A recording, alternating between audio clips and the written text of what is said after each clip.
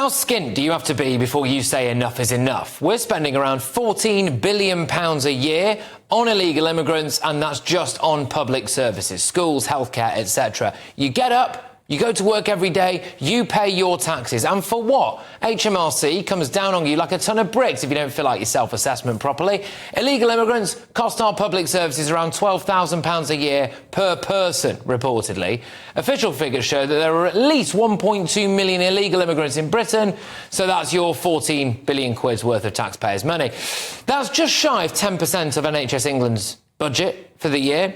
We're spending £370 million on the Rwanda plan. We've given the French £476 million reportedly. You're paying for all of that as well. I bet loads of you have struggled to find a school place for you, your children, your grandchildren, etc. I bet that you've struggled to get a GP appointment recently, or you've been waiting for a routine operation.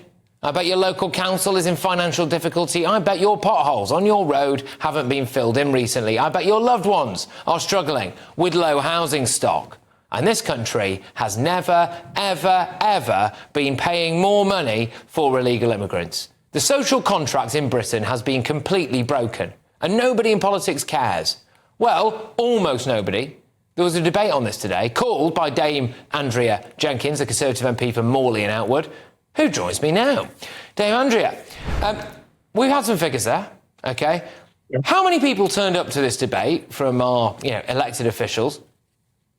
Well, there was three others, MPs and myself, and obviously the minister to answer and the shadow minister. OK. So there was some Labour representation there, but was that because they had to be there? Yeah, that was the shadow minister. That was it. You had to be there to answer questions. OK, and what was the general attitude like in the room? Because I think that might shock people. 14 billion quid's worth of taxpayers' money reportedly going every single year on these people, and it does appear that so few MPs seem to care.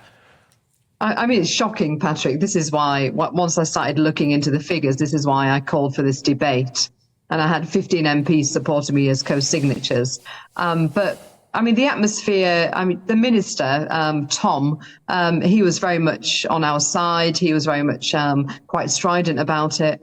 DUP, Jim Shannon spoke. He was very, same as us, worried about the cost on the taxpayer and the impact on the local community. We got SNP, who was completely opposite, and he wants open doors policy virtually. And then the shadow minister, even when I questioned on this, they want to allow asylum for 50,000 people if they get into power. I didn't get an answer on this, and they just didn't have a plan, Patrick.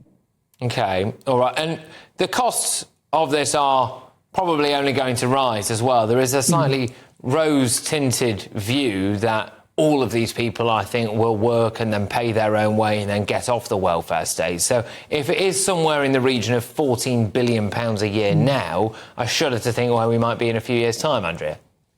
Oh, completely. And it's just beyond me why people can come to our country illegally. We put them in hotels. They can have full access to our services. It's just wrong, Patrick. If we went to another country, it wouldn't be like that. So we've got to stop being soft-touch Britain. That's simple as that. Just to clarify, before I let you get going then, so you made your findings public to all of the MPs. You called a debate, and yes. And the overwhelming response to that was basically silence. Yes, I mean, I literally emailed every backbench MP cross-party, Patrick, and to tell them about the debate, but there were just four of us in the debate in the end. Dame Andrea Jenkins, thank you very, very much. We will talk again. All the best.